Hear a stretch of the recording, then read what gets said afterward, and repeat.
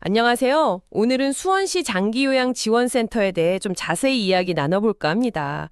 고령화 시대의 이 돌봄 서비스 점점 더 중요해지고 있잖아요. 근데 저희가 자료를 좀 보니까 이 센터가 수원시 전체 장기요양 서비스의 질을 높이는데 아주 중요한 역할을 하고 있더라고요.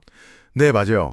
이게 그냥 뭐 시설 하나 운영하고 그런 차원이 아니라 그 수원시에 있는 장기요양기관들의 공공성이라고 할까요? 그런 걸 좀 더 강화하고 또 현장에서 정말 애쓰시는 요양 종사자분들 있잖아요.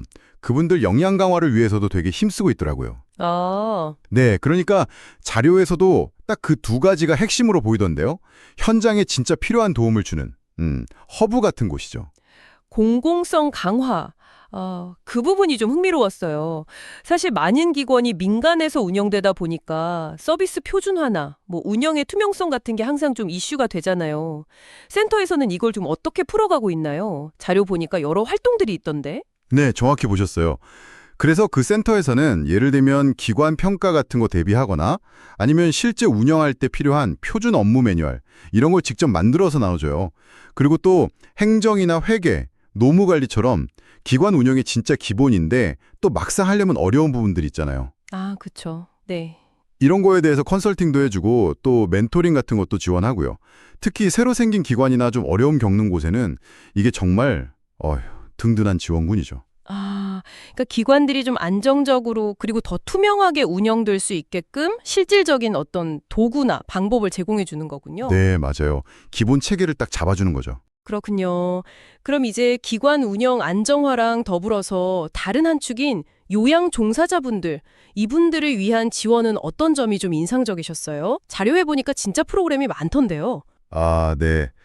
사실 돌봄 노동이라는 게 감정적으로나 신체적으로 소진되기가 정말 쉽잖아요. 그렇죠. 네. 그래서 센터 지원도 단순히 그냥 직무교육 이런 걸 넘어서서 종사자분들의 권익을 보호하고 좀 건강을 증진시키는 데 초점을 맞추고 있더라고요.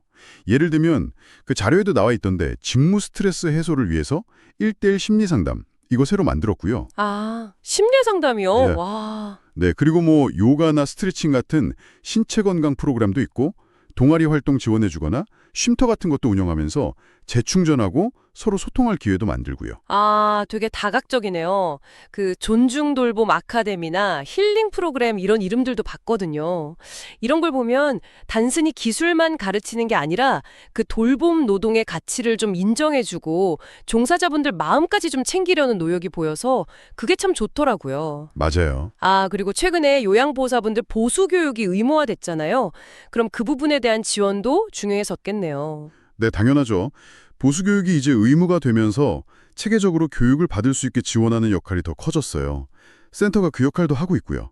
그러니까 지식 전달만 하는 게 아니라 이렇게 여러 각도에서 종사자분들 어려움 좀 덜어드리고 자긍심도 높여드리려는 노력이 이게 결국은 서비스 질 향상으로 이어지는 거다. 이렇게 보는 거죠. 굉장히 중요하네요, 정말. 네, 아주 중요합니다. 기관이랑 종사자 지원 말고도 그 자료에서 존중받는 돌봄 문화 조성을 위한 노력도 있더라고요. 뭐 캠페인이라든지 가이드북 제작 같은 거요. 이건 또 어떤 의미가 있을까요? 아, 네. 이것도 진짜 빼놓을 수 없는 부분인데요. 뭐랄까, 돌봄의 가치를 사회적으로 좀 더 널리 알리고 요양 종사자분들, 또 어르신들, 그리고 우리 시민들 모두가 서로 좀 존중하는 문화를 만드는 거.